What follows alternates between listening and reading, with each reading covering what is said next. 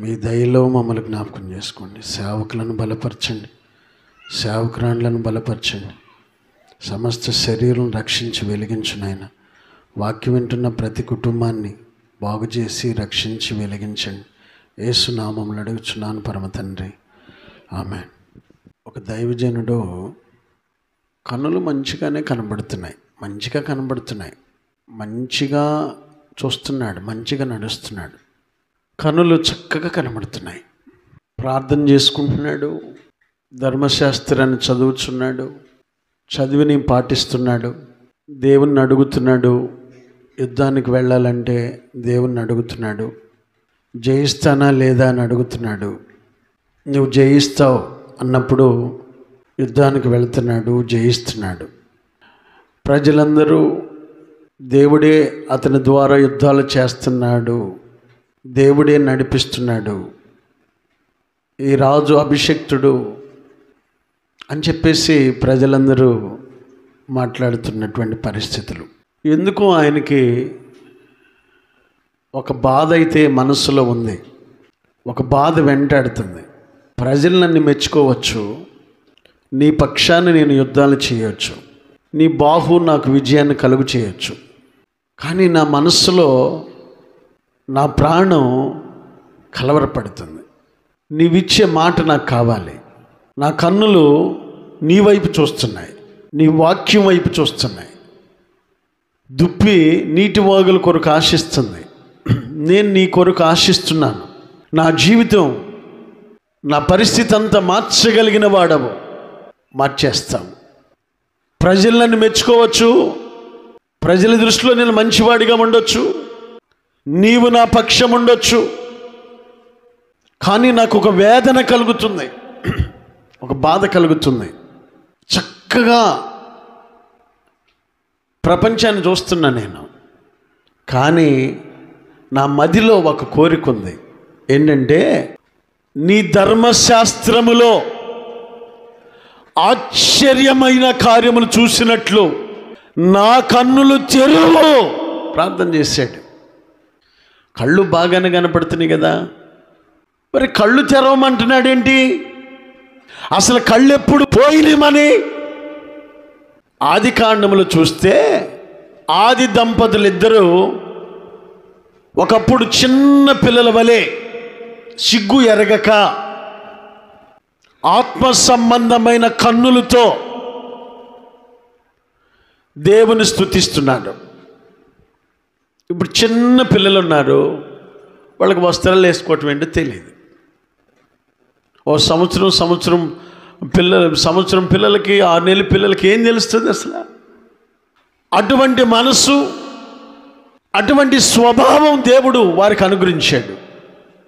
వాళ్ళు చక్కగా ప్రేమగా ఆప్యాయతగా ఉంటున్నప్పుడు అపవాది వాళ్ళ మీద కన్నేసి, కుటుంబాలు క్షేమంగా ఉండటం అపవాదికి ఇష్టం ఉండదు, అన్నదమ్ములు మంచిగా ఉండటం అపవాదికి ఇష్టం ఉండదు, సంఘము సేవకుడు మంచిగా ఉండడానికి అపవాదికి ఇష్టం ఉండదు, నీవు చల్లగా ఉండడం దానికి ఇష్టం ఉండదు.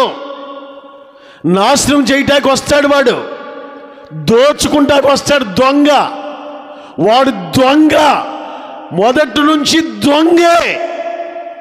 యోహాను సువార్తలో యేసు ప్రభువు వారు మాట్లాడతాడు, గొర్రెల కోసం ప్రాణం పెట్టే కాపరి, మంచి కాపరి ప్రాణం పెట్టేస్తాడు.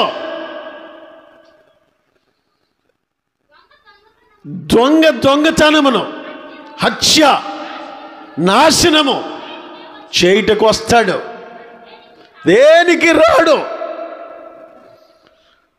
వాడు నరహంతకుడు, దోచుకుంటాడు, దొంగ అని చెప్పేసి ఆది నుండి వాడు.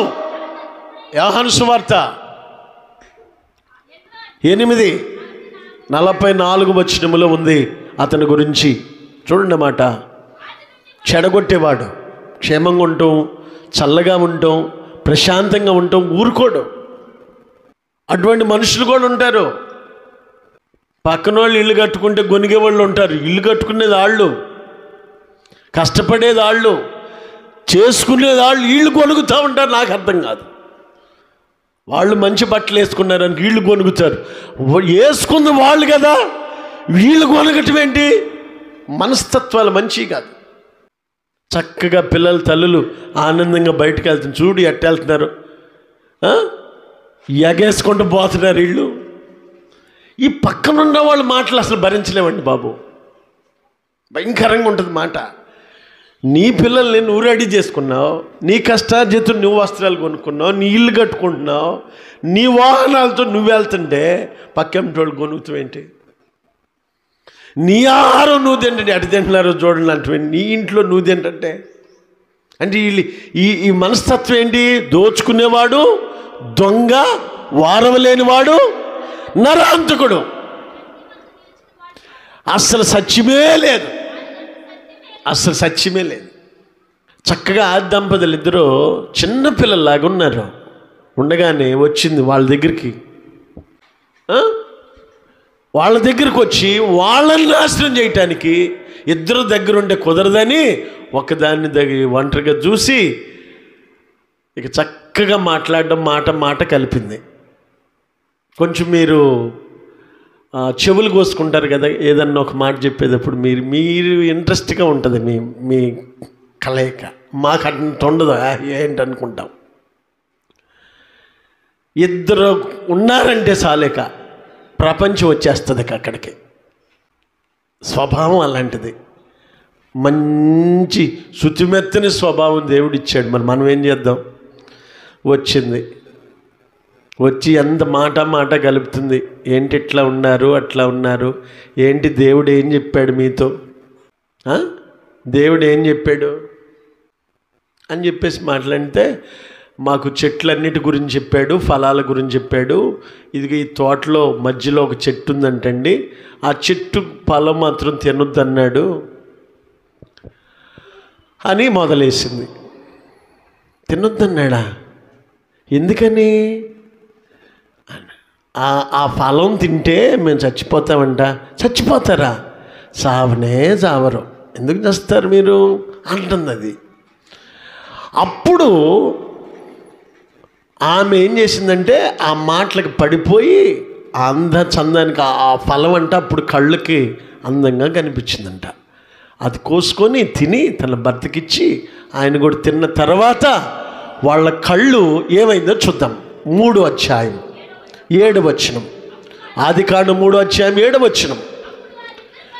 వారిద్దరి కన్నులు అప్పుడు పోయినాయి, మన కళ్ళు ఆత్మ సంబంధమైన కళ్ళు పోయినాయి. అప్పటి నుంచి కళ్ళు తెరవబడినాయి, మన కళ్ళు పోయినాయి అప్పుడు. అందుకనే కీర్తనకాడు గమనించాడు, మా కళ్ళు లోకాన్ని చూస్తున్నాయి, అందచందాలను చూస్తున్నాయి, వెండి బంగారాన్ని చూస్తున్నాయి, ఆస్తులు చూస్తున్నాయి, అంగు ఆర్భాటాలు చూస్తున్నాయి, లేచిన కాడి నుంచి ఘనత కోసం ఎదుగుతుంది.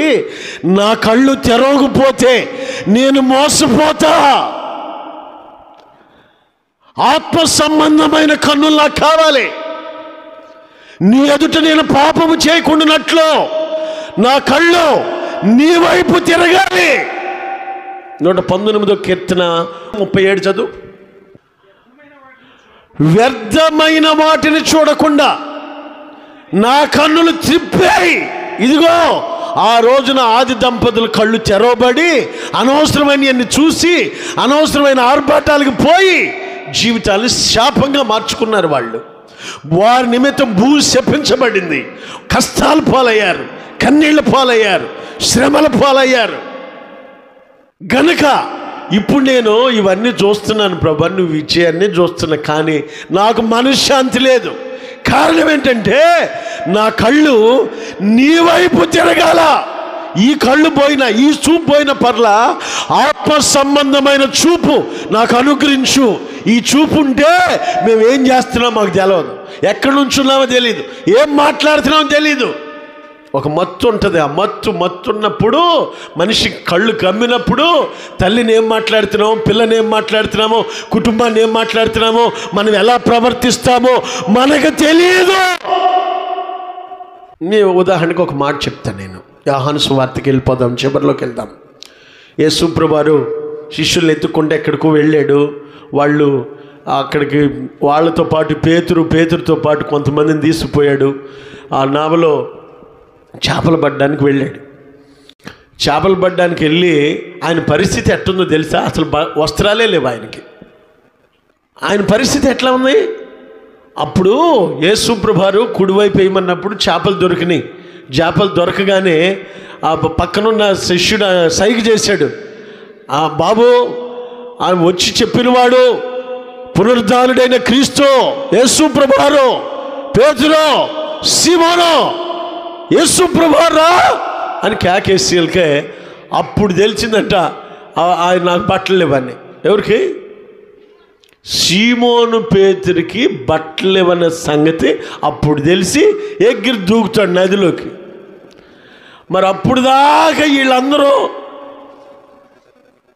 శిష్యులు ఉన్నారుగా, అయ్యా నేను చూడలేకపోతున్నాను ఆయన నీ దరిద్రం, వస్త్రాలు కప్పుకొని ఒక్కడని చెప్పాడా? వీళ్ళందరి మనోనేత్రాలు మూయబండి తెరవబండి, వీళ్ళకి మూయబండి తెరవబండి. ఒక్కోసారి ఏం చేస్తావు మనకు తెలీదు. మత్తులో ఉన్నప్పుడు, కామం అనే మత్తులో ఉన్నప్పుడు, లోకం అనే మత్తులో ఉన్నప్పుడు, కళ్ళు నెత్తికెక్కినప్పుడు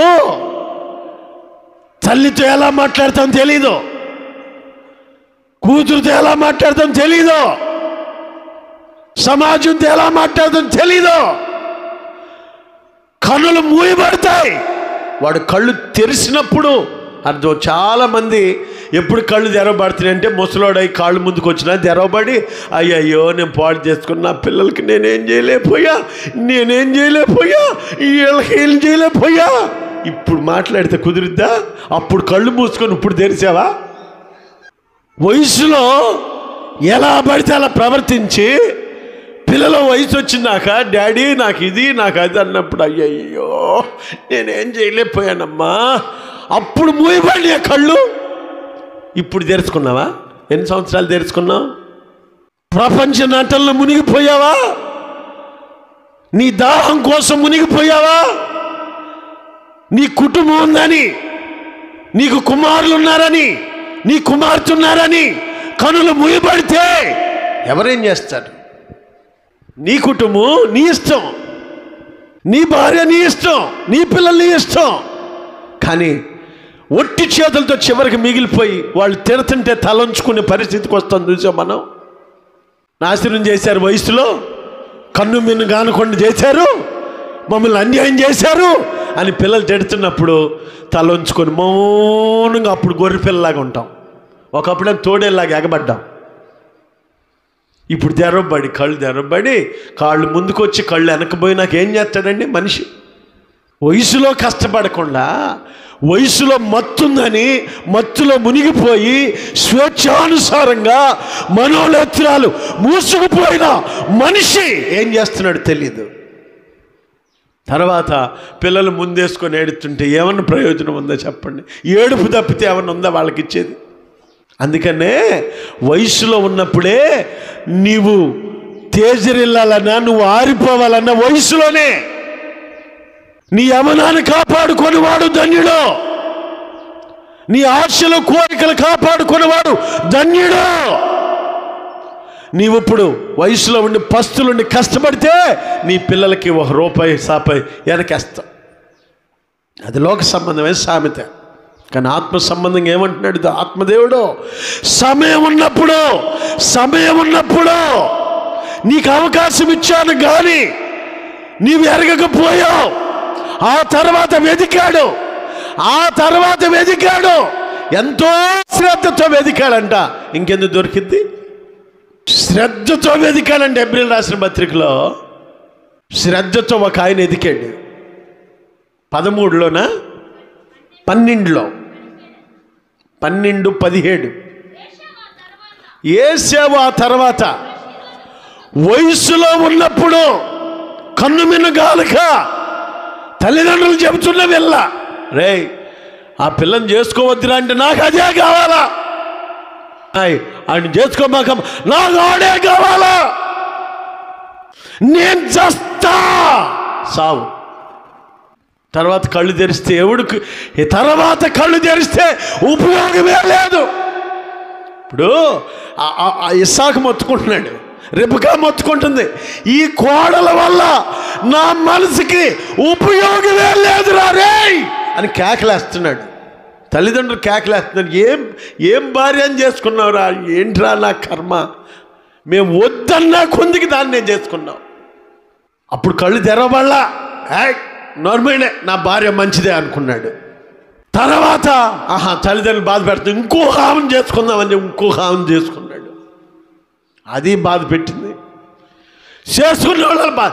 అసలు నీకు జ్ఞానం ఉండొద్దు, నీకు తల్లిదండ్రులకు అవకాశం ఇవ్వాలా? తల్లిదండ్రులకు అవకాశం ఇస్తే మంచి మంచి పిల్లల్ని చేస్తాడు, కొంచెం ఆలోచిస్తాడు. నీ అంతటి నువ్వు చేసుకుంటే ఇక ఆ రోజున స్వేచ్ఛను కోల్పోయి మంచాన్ని పడిన తర్వాత కూడా నీ కళ్ళు తెరవబడవు. ఎందుకంటే ఇక ఏం కదిలి నా కర్మ తర్వాత తెలుస్తుంది కర్మని. బతికుండగానే పెద్ద కర్మ, చిన్న కర్మ నా కర్మరా. మా అమ్మ ఉన్నప్పుడు అర్థం కాల, మా నాన్న ఉన్నప్పుడు అర్థం కాల. కర్మ కొట్టుకొని నీ తలేసి కొట్టుకో. నీకు విలువ తెలియకపోతే తర్వాత కళ్ళు తెరవబడితే నీకేం అర్థం కాదు. అందుకని కీర్తనకాడు అంటున్నాడు, అయ్యా నా కళ్ళు తెరిస్తే నేను ఎవరి ముందు ఎలా ఏం చెయ్యాలో నాకు తెలుస్తుంది. నీ ధర్మశాస్త్రము నేను చదువుతున్నప్పుడు ఆశ్చర్యమైన కార్యములు చూసే కళ్ళు నాకు అనుగ్రహించు, నా కన్నులు తెరిపించు ప్రభు అని ప్రార్థన చేస్తున్నాడు. ఒక మత్తులో ఉన్నప్పుడు అమ్మ నాన్న కూడా పెట్టు బీగుతాం. ఇక వాళ్ళు చెప్తుంటే అర్థం కాక తర్వాత ఎడుతాం, మా అమ్మను కొట్టాను, మా నాన్న కొట్టాను. ఇక నీకు ఇక యాక్టివ్ ప్రపంచ నటనలన్నీ నీ దగ్గరే ఉంటాయి. అప్పుడు ఉన్నప్పుడు అర్థం కాదు, నీకు చెబుతుంటే అర్థం కాదా? ఎంత కాళ్ళు చేతులు బతిలాడినా నీ కళ్ళు తెరవపోతే అప్పుడు నావలు అందరూ ఉన్నారుగా, అది ఏంటి అట్లున్నావని ఒక్కరన్నా అల్లా యేసు ప్రభువు వారు వచ్చినారు, అరే అరే అరే అరే మనం ఏంటి ఎట్లున్నావు అర్థమైంది. అప్పుడు ముందే అనొచ్చుగా, పేతురు నువ్వు పెద్దోడు ఏంటి అట్లున్నావు అనొచ్చుగా. అల్లా యేసు ప్రభువు రాగాలు చాంగ దూకాడు లోపలికి. అప్పుడు అర్థమైందని కళ్ళు తెరవబడినాయి. అప్పుడు ఎట్టా ఉన్నాడో వాళ్ళ పరిస్థితులు అర్థమైనాయి. అంతే, వయసు ఉందని ఎలా పడితే అలా ప్రవర్తిస్తే తర్వాత కళ్ళు తెరిస్తే ఉపయోగం లేదు. ఇప్పుడు కళ్ళు తెరిచావా నాయనా, ఇప్పుడు తెరిచావా అంటారు చూసావా. మొన్న ఒక ఆమె తిడుతుంది, వాళ్ళ నాన్న పట్టుకొని తిడుతుంది, ఇప్పుడు కళ్ళు తెరిచావు మాకు ఇప్పుడా. ఆయనేమంటాడు పాపం, సైలెంట్గా కూర్చుంటున్నాడు. ఇక ఏం చేస్తాడండి, కాళ్ళు ముందుకు వచ్చినాయి, కళ్ళు వెనకపోయినాయి, ఇంకేం చేసేది లేదు. అందుకని అంటున్నాను, ఆ తర్వాత ఎదుగుతున్నాడు. ఫస్ట్లో చెప్పారు, తల్లిదండ్రులు చెప్పారు, ఎల్లా నాకు అదే కావాలి తీసుకుపో. ఇప్పుడు తండ్రిని అన్నాడు, నాకు పంచవా, నాకు ఆస్తి పంచవా. కళ్ళు మూసుకుపోయినాయి. అప్పుడు వెళ్ళిపోయాడు. ఎక్కడికి? అసలు ఈ ఊర్లోనే ఉండకూడదు, నీ ముఖమే చూడకూడదని తల్లిదండ్రులు కంటపడకుండా దూరంగా వెళ్ళాడంట. దూరంగా పోతే ఏం జరిగింది నాకు తెలుసు. కోరువాడు, స్వేచ్ఛ కోరుకునేవాడు వెళ్ళిపోతాడు, పక్షిలాగా తిరుగుతాడు, భేదాలు పెట్టేవాడు, ఐక్యపరిచేవాడు కాదు. పక్షి తిరుగుతాడు. సామెతల గ్రంథంలో ఒక మాట ఉంది, స్వేచ్ఛగా ఉండగోరువాడు. 18 మొదటి వచనం, అమ్మా వేరుండగోరువాడు ఆ స్వేచ్ఛానుసరి ఈ రోజంతా చదివించేదాకా అపురూపంగా పెంచుకుంటున్నారు అమ్మ నాన్న. ఈ కొంచెం వయసు వచ్చదుగా, ఆ కన్నావులే, చూసావులే, చేసావులే, ఏం మాటలు నాకు అర్థం కాదు అసలు. ఆ రోజుల్లో తల్లిదండ్రులకి చాలా పవర్ ఉండేది. అవునంటే అవును, కాదంటే కాదు, ఆశీర్వదించబడి కాకండి ఆశీర్వదించబడేవాళ్ళు, దీవించబడి కాకండి దీవించబడేవాళ్ళు, శపించబడి శపించబడేవాడు.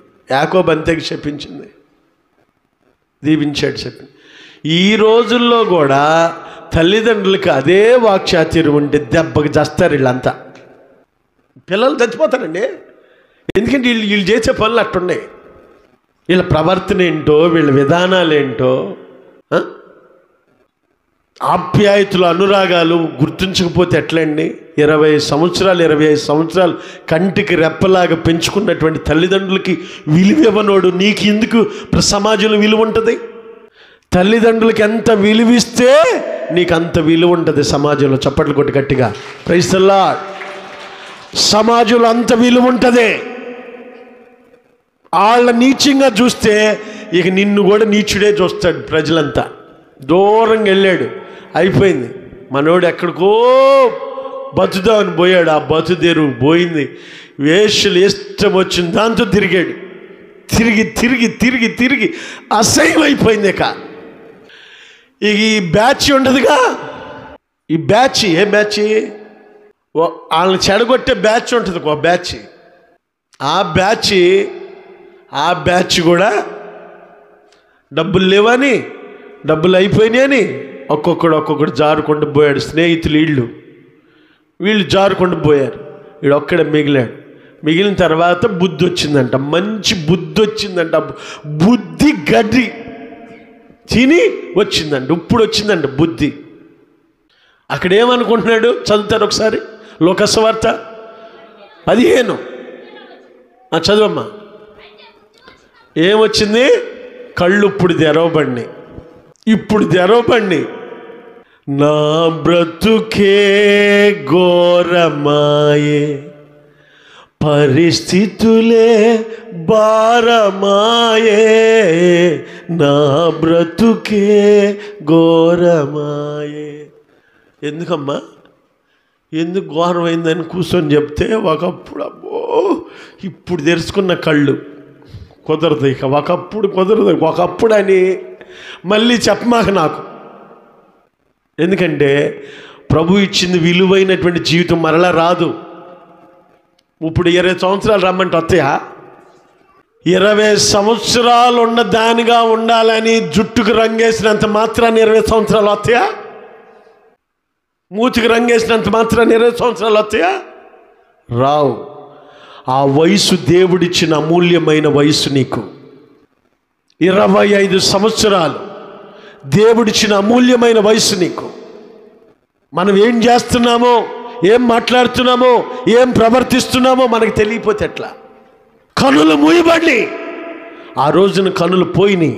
దేవుడు మాట ఎప్పుడైతే ధిక్కరించారో ఆ చక్కని కన్నులు, ఆత్మ సంబంధమైన కన్నులు, శాశ్వతమైన జీవం, అది చావే లేని జీవితం, కష్టము లేని జీవితం, కన్నీళ్లు లేని జీవితం, ఏడుపు లేని జీవితం, నిత్యం సుఖమైన జీవితం. ఆ జీవితాన్ని పక్కన వచ్చి చెప్పిందిగా, సాడీలు చెప్పిందిగా ఈ స్వప్న సోరమ్మ. నిన్ను చెడగొట్టడానికి వచ్చిందిగా. బాగు చేసింది ఏమన్నా? బాగు చేయదు. చెడగొడితే కేరింతలు కొడుతుంది. జీవితం నాశనం అయిపోయింది. కళ్ళు తెరవబడి ఇక అరే మాకు వస్త్రాలు లేవురా అని అంజూరపాకులు చుట్టుకోవటం మొదలెచ్చారు వాళ్ళు. అప్పుడు దాకా అప్పుడు ప్రభు కోపం వచ్చి, నీకు ఎవడు చెప్పాడు నువ్వు దిగంబరుడు అని?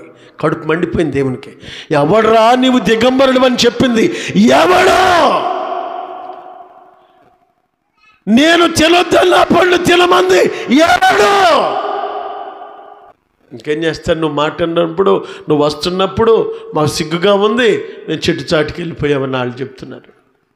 జీవితాలు నష్టంగా పాడు చేసుకున్న తర్వాత ఇంకేముందండి? ఏముంటుందండి? అందుకని వాక్యం ఏం చెప్తుందంటే, కీర్తనకాడు అంటాడు, నా కన్నులు తెరువులాయన ఇప్పుడే, దీపం ఉండగానే చక్కబెట్టుకునే గొడవ నాకు అనుగ్రహించు. ఇప్పుడు అప్పటి వరకు ఇద్దరు మాట్లాడుకుంటున్నారా శిష్యులు? ఆ మధ్యలో యేసుప్రభువారే మాట్లాడింది. లోకసువార్తలో ఉంటుంది. ఆ మధ్యలో చివరిలో ఉంటుంది. చివరి అధ్యాయానికి వెళ్ళండి. వాళ్ళిద్దరు మాట్లాడుకుంటున్నారు. ఏంటయ్యా మీరు మాట్లాడుకుంటున్నారని ఒక వ్యక్తి సంభాషణలో కలిపి, వాళ్ళ మాటలో కలిపి మాట్లాడితే వాళ్ళలో జ్వరపడ్డాడు. జ్వరబడి మాట్లాడుకుంటా శిష్యులున్న రూమ్ దాకా వెళ్ళి వెళ్ళబోతుంటే, అరే పొద్దుగూకింది కదా, ఇక నువ్వేం వెళ్తావు, మాతో ఉండమని ఆ 2 శిష్యులు అడిగారు.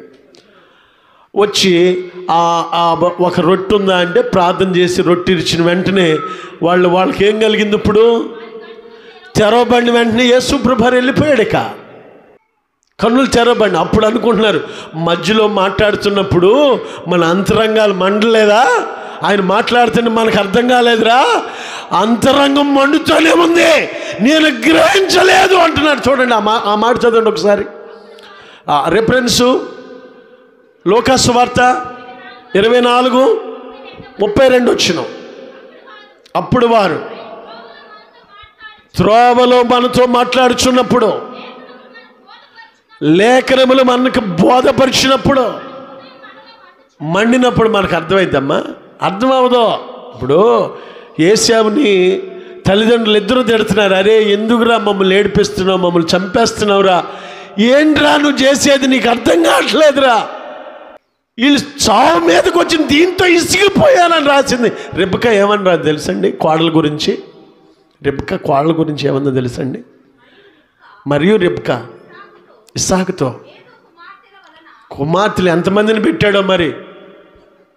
కుమార్తె వల్ల కాదు, ఎంతమందిని తీసుకొచ్చాడు మనోడు నాకు తెలియదు. కుమార్తెల వలన నా ప్రాణం ఇసుకుపోయి బతకాలని ఆశ ఉంటలే. వీళ్ళని చూస్తుంటే, వీళ్ళ ప్రవర్తన చూస్తుంటే, వీళ్ళ దౌర్భాగ్య స్థితి చూస్తుంటే అసలు ఏ స్థితిలో ఉన్నారు అర్థమవుతుంది. అరే ఈ శిష్యుడు దిగంబరిగా ఉంటాడు, ఎవడికి అర్థం కావట్లా. కళ్ళు మూయబడినాయా, తెరవబడతలేదా? అందుకనే హేతు కుమార్తెలు ఏం చేస్తున్నారో వాళ్ళకి అర్థం కావట్లా. వీళ్ళు మొత్తుకున్నా వాళ్ళ మాట వింటలా. యేసావు కూడా మాట వినలా. ఆ తర్వాత ఆలోచించాడంటే, నేనేం చేశానా, అమ్మా నాన్న ఎట్టు మొత్తుకున్నాను, నేనేం చేశానని ఆలోచించినాక అప్పుడు ఎదగటం స్టార్ట్ చేస్తే అతనికి ఏమైందో చూద్దాం. హెబ్రీయులకు రాసిన పత్రిక 12:17 వచనం చదవండి. ఆ తర్వాత ఆశీర్వాదము పొందగోరెన గాని కన్నీళ్లు విడవాలనుకున్నాడు. దానికోసరము శ్రద్ధతో వెతికినను. ఇంకెందుకు వస్తుందండి, ఇంకెందుకు వస్తుంది? అవకాశం అతనికి దొరకలేదు అని ఉంది వాక్యం. వయసు ఉందని ఫుల్గా మత్తు పానీయాలు సేవించి బాగా భయంకరంగా దాగి ఇప్పుడు అని గగ్గితే ఏమన్నా బాగుంటుందా చెప్పండి? నీ అవయవాలు దెబ్బతిన్న తర్వాత ఆ అవయవాలను పట్టుకొని తల పట్టుకుంటే ఏమన్నా ఉపయోగం ఉంటుందా? అప్పుడు మనోనేత్రాలు తెరవబడలేదా మనకి? అప్పుడు ఎంతమంది చెప్పిన వాళ్ళ మీద ఎగబడి తన్నేమే, కుర్చీలు ఎరగొట్టామే, మంచాలు ఎరగొట్టామే, కర్రలు ఇరిగిపోయినాయే. తాగిన తిమ్మిరికి ఏం చేస్తారో తెలియదు, గోళ్ళు కూడా పడిపోతారు కొంతమంది. టీవీలు పగలు కొడుతున్నారు, స్విచ్ బోర్డు పగలు కొడితే కరెంటు కొట్టింది ఆడికి. తాగొచ్చి స్విచ్ బోర్డు పగలు కొడితే సుత్తితో కొట్టేట్టుగా సుత్తి ఇనపది, అది పట్టుకునేది కూడా పీడి కోర్త ఈడికి వచ్చింది కచ్చామ. మళ్ళీ దాన్ని ఏమంటాడు తెలుసా? మా ఆవిడ నన్ను చంపుతుంది అని కింద పడ్డాడు. ఆ పాపం ఆమె ఎక్కడో ఉంది, చంపేసిందని కింద పడుతుంది. కింద పడితే అది ఏం పనులండి అసలు? బిందీలు తాకట్టు పెట్ట, బకెట్లు తాకట్టు పెట్ట, ఫ్యాన్లు తాకట్టు పెట్ట. దేనికి? నీ పిల్లల ఫీజుల కోసమా? అప్పుడు పెట్టు, ఏం పర్లే, పిల్లల ఫీజులే కదా, చదివిన ప్రయోజనాలు అవుతారు. అప్పుడు బకెట్లు బిందులు బంగారం తాకట్టు పెట్టి నీ పిల్లలు చదివిస్తున్నాడు, పాపం చదివిచ్చాడు రా అనుకుంటారు. మరి ఇదెందుకు? ఇంట్లో బిందు ఉండదంట, చెంబులు ఉండవు, పళ్ళాలు కూడా మన బజార్కి వస్తాడు చూసావా, పాత సామాను కొంటామని. మాస్టర్ వెళ్ళిపోతుంది రండి అంటాడు చూసావా, ప్లేట్లు అడిగేసి అంతకని తెచ్చుకొని ముందేసుకొని కడుపు నింపుకున్న రోజులు ఉన్నాయి. ఇది ఎంత శాపమో తెలుసండి. ఆ తర్వాత యేసేపు కళ్ళు తెరిచాడు కానీ కన్నీళ్ళు ఇడిచాడు. అంతమంది తల్లిని పోగొట్టుకున్నా, తండ్రిని పోగొట్టుకున్నా, ప్రేమాప్యాయతలు పోగొట్టుకున్నా, సమాజంలో పెద్దరికాలు పోగొట్టుకున్నా, జ్యేష్ఠత్వాన్ని పోగొట్టుకున్నా, తాకట్టు పెట్టినోడిని చీటికి మాటికి, ఆకలికి తాకట్టు, స్వార్థాలకి తాకట్టు, నా కోరికలకి తాకట్టు పెట్టుకుంటే విలువ లేని వాడికి ఉన్నాను ప్రభా అని ఏడిస్తే తర్వాత ఏమొస్తుందండి అంత అయిపోయినాక? నా ప్రియమైనటువంటి వాళ్ళారా, దీపం ఉండగానే ఇప్పుడు దావీదు ప్రార్థన చేస్తున్నాడు, అయ్యా నా కన్నులు తెరువు, నా కన్నులు తెరిస్తే నేను ఏ విధంగా నీ సన్నిధిలో వెలిగించబడాలో నా కన్ను తేటగా కనపడుతుంది. ఆ రోజున ఆది దంపతులు ఇద్దరు పోగొట్టుకున్నారు, ఆ కళ్ళు మరలా నాకు అనుగ్రహించమని అతడు ప్రార్థన చేస్తున్నాడు. నిజమండి, అంతా అయిపోయిన తర్వాత కళ్ళు తెరిస్తే చివరికి మిగిలే శాపం కన్నీళ్ళు. నీ వయసు ఉందని ఎలా పడితే అలా ప్రవర్తిస్తే చివరికి మిగిలేది చేదైనటువంటి అనుభవాలు.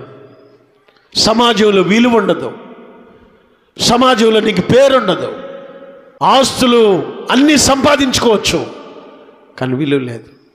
మొన్న ఒక ఆవిడ నడిచి వెళ్తుంది, ఒక కారు ఆయన దిగి పక్కనున్న ఆమెని, ఆయన కొంచెం ముందేసి పక్కనున్న ఆమెని రాసుకుంటూ పోతుంటే ఆ కారు అతన్ని అవి ఎట్టగట్ట అడ్డం తిరిగి 10 మందిని పిల్లలు పంపించి అడ్డం తిప్పించి ఆపి కాళ్ళు పట్టుకొని బయటికి లాగింది ఆమె.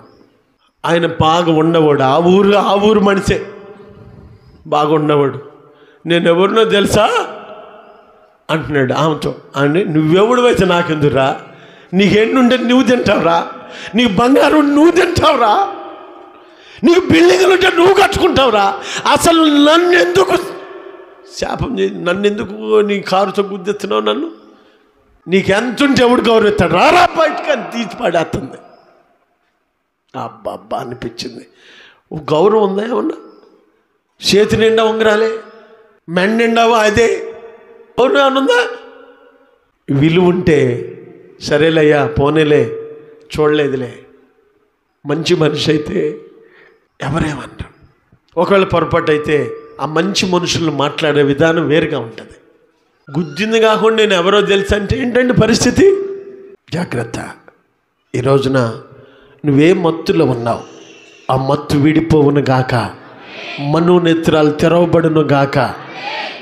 దేవుని సన్నిధి తోడుగా ఉన్నట్టే ఉంటే నీ పిల్లలను కూడా జాగ్రత్తగానే మనం చూసుకుంటాం. ఆమె కన్నులు మూయబడి పిల్లోడిని పొదలో పడేసి వెళ్ళింది. పిల్లోడిని పొదలో వేస్తారు ఎవరన్నా, ఆ పిల్ల ఏడిసే పిల్లని పొదలో వేసి వచ్చిద్దా? ఆ చెట్టు కింద వేసి వచ్చిద్దా?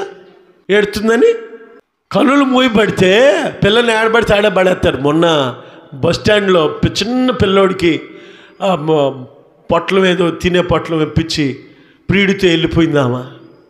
ఎంత శాపమండి అసలు. పిల్లల విలువ తెలుసు నీకు? ప్రేమ ఆప్యాయతలు తెలుసా? స్త్రీకున్న ధర్మం తెలుసా? అమ్మ అనే మాటకు అర్థం తెలుసా? ఆప్యాయతకు నోచుకుంటావా? మనోనేత్రాలు మూయబడి సమాజాలు పాడైపోయినాయి, సర్వ సమాజాలు పాడైపోయినాయి. పరిశుద్ధాత్మ దేవుడు మనతో మాట్లాడుతున్నాడు. నువ్వెక్కడున్నావు? వస్త్రహీనుడు అయి ఉన్నావా? సంపూర్ణమైన వస్త్రాలతో ఉన్నావా? నీకున్న జ్యేష్ఠత్వాన్ని, నీకున్న విలువైన దాన్ని పోగొట్టుకున్నావా? కాపాడుకుంటున్నావా? దయచేసి ఆ తల్లి బిడ్డని పొదలో వేసి ఎక్కడికో వెళ్ళి కూర్చుని దగ్గరకుండి కూడా ఆడి ఇట్లా పొదలో వేసి ఎక్కడికి వెళ్ళి కూర్చుంటే ఆ పిల్లోడి ఏడుపుకి దేవుడే దిగొచ్చి, అమ్మా నీకేమన్నా మైండ్ ఉందా? నీకేమన్నా మైండ్ ఉందా అసలు? ఏంటమ్మా ఏం చేస్తున్నావు నువ్వు? నన్నేం చేయమంటావు? పిల్లోడిని ఎందుకు కన్నావు? మాడబడేస్తావేంటి? వయసు అలా ఉంటుంది మన పరిస్థితి. దేవదూత ఏమంటుందండి ఆమెతో? ఏమొచ్చింది నీకు? ఏమొచ్చింది నీకు? అటుపోతున్నావు? ఏమొచ్చింది నీకు? నీ జీవితాన్ని నువ్వు కాపాడుకోలేకపోతే, దేవుడిచ్చిన విలువైన నువ్వు కాపాడుకోలేకపోతే, సమాజం నిన్ను ఎంత నీచంగా చూస్తుందో ఒకసారి ఆలోచించుకోమని మనవి చేస్తున్నాను. సమాజంలో ఉన్న విలువని నువ్వు కాపాడుకో. ఏ స్థలములో నువ్వు తలంచావో ఆ స్థలంలోనే దేవుడు నీ తల ఎత్తునుగాక. చప్పట్లు కొట్టి గట్టిగా దేవునికి స్తోత్రం. ఏదైతే నువ్వు పోగొట్టుకున్నావో అదే దేవుడు మరలా నీకు అనుగ్రహించునుగాక. నీ మనోనేత్రాలు, మన కళ్ళులు, ఆ ఆగర కన్నులు తెరిచిన తర్వాత పిల్లోడిని ఎక్కడ పెట్టిందో, నీళ్ళు ఎక్కడ ఉన్నాయి అప్పుడు చూసింది ఆమె. మనం ఈ లోకం అనే మత్తులో ఉన్నాం, మన కళ్ళు మూసుకుపోయాయి. ప్రభా నా కళ్ళు తెరు, నేను ఆశ్చర్యమైన నీ కార్యం చూసినట్లు నా మనోనేత్రాలు తెరువు ప్రభా అని ప్రార్థన చేసుకుందాం. కొద్ది మాటలు ప్రభు దీవించును గాక. ప్రార్థన చేసుకుందాం. పరిశుద్ధుడా, ప్రేమగల మా పరలోకపు తండ్రి, మా కన్నులు మూసుకుపోయి మా కన్నులు తెరువు నాయనా. ఏసేవా తర్వాత పోగొట్టుకున్న వాటన్నిటి గురించి ఏడ్చాడు, కానీ తనకు దొరకలేదు. దీపముండగా ఇల్లు చక్కబెట్టుకునే గుణం మాకు అనుగ్రహించండి. మా మనోనేత్రాలు తెరిచి ఏది మంచో ఏది చెడో ఆలోచించి మేము బ్రతికే భాగ్యాన్ని కలుగు చేసి మీరు మాత్రమే మహిమ ఘనత ప్రభావాలు పొందండి. కుటుంబాలు బాగు చేయండి, జీవితాలను బాగు చేయండి, సర్వ శరీరాలను బాగు చేసి రక్షించి యేసు రక్తము చేత కడిగి నీతిమంతులుగా నిర్దోషులుగా మార్చి మీరు ఆఖడికి మమ్మల్ని సిద్ధపరచమని, సంఘాన్ని, సేవకులమైన మమ్ములను మీ పరిశుద్ధ నూతన నిబంధన యేసు రక్తము చేత కడగండి తండ్రి. మమ్మల్ని అందరిని పరిశుద్ధపరచండి. యేసు నామములు అడుగుచున్నాను పరమ తండ్రి. తండ్రి అని దేవుని ప్రేమ, కుమారుడైన యేసుక్రీస్తు వారి కృప, పరిశుద్ధాత్మ యొక్క అన్యోన్య సహవాసము ఇప్పుడు ఎప్పుడు సదాకాలం మనందరికి తోడే నడిపించును గాక. ఆమేన్.